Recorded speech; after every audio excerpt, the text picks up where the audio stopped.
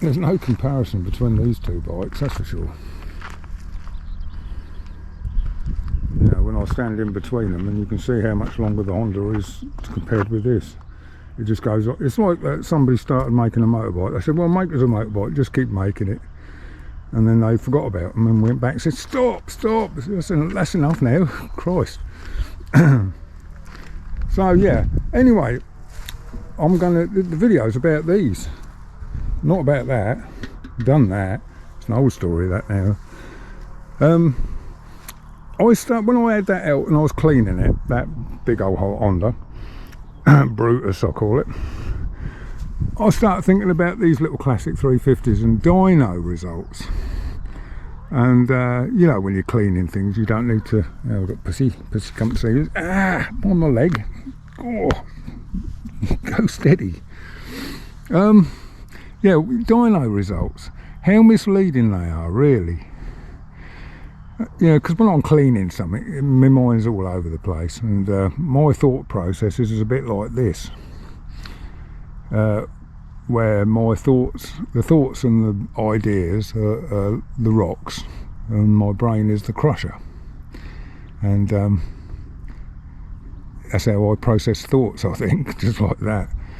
But occasionally you get a thought that comes into your head, or an idea, a big idea, and it gets stuck in your head, and you just think, and it's still there the next morning, and things like that. Bit like this. That's the big idea.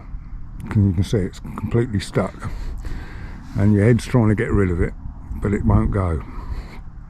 And my big idea was about dyno results, how misleading they are. You get one of these bikes and you put it in a room with the dyno, you strap it down, and you've got the back wheel powering a roller, and you've got an increasing load put on the roller, so the bike finds it harder and harder to turn the roller, and when it gets to its peak, you can get your horsepower and your torque readings. That's all well and good, but that's not in the real world, is it? It's not really on the road. What about the rolling resistance of the front wheel? I know you're going to say, oh, it's tiny and you can't, but it does detract from it, that final figure. What about headwinds? There's no headwind on the dyno. You might have a fan blowing on the engine to keep it cool, but you haven't got a headwind.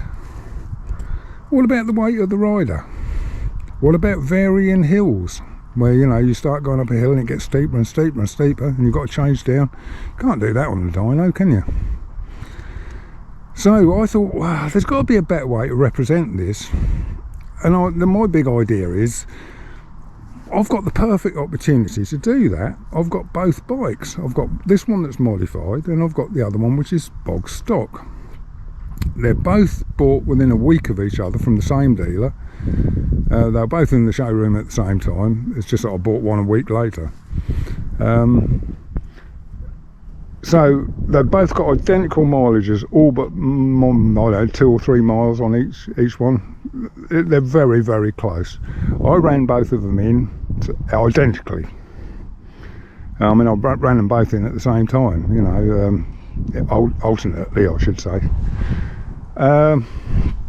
Now this one's got the mods on it and the other one's stock, and I thought I've got the ideal opportunity to get them both out on the road and settle this dispute once and for all. Yeah, it's my sticking problem was, how am I going to ride both of them? Because if I do them back to back, you're going to forget about the first one by the time you're watching the second one. You won't remember what's happened or anything. So I thought, I wonder if I could do it on a split screen. So I did a little experiment, put a couple of clips together, and I managed to get a split screen. So that's what I'm aiming to do, is to get both bikes and my doppelganger on the other one, and I'll sync them up so that we both leave the start line, so to speak, at the same time, and we're doing 0-60 and pulling up hills and all sorts of stuff we'll do. So let's get on with it, otherwise the video is going to go on and on and on, and you'll be asleep. I know you will. I know what you're like. Actually, that bike's not quite lined up.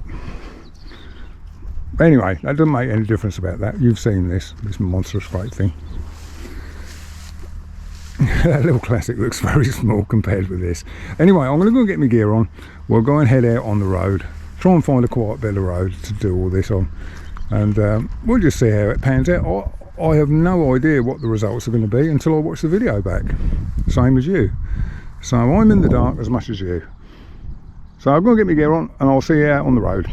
See you in a bit. Bye bye. Well, hi everybody. We're back on the road again. And we're going to do... it's a bit quiet here, so we can do some standing start things. Just let these cars go by. Thought this road would be really quiet, but...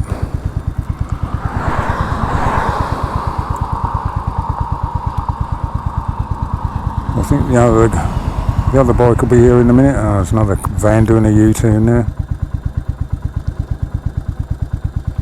Don't know where he's going. Right, okay. When you see me stick my thumb up in the camera, I've hit 60. I'm on the bike with the mods on it. So, let's see.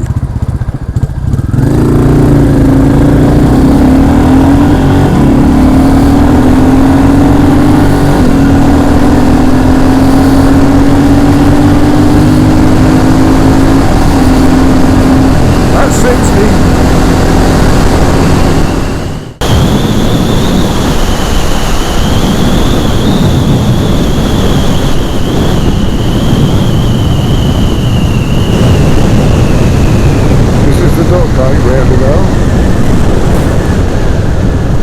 Trouble is, it is Sunday and everybody and his uncle's out. So I'll try and sync these videos where we leave the roundabout somewhere around here. No, just do it here. And we'll open it up and see what they...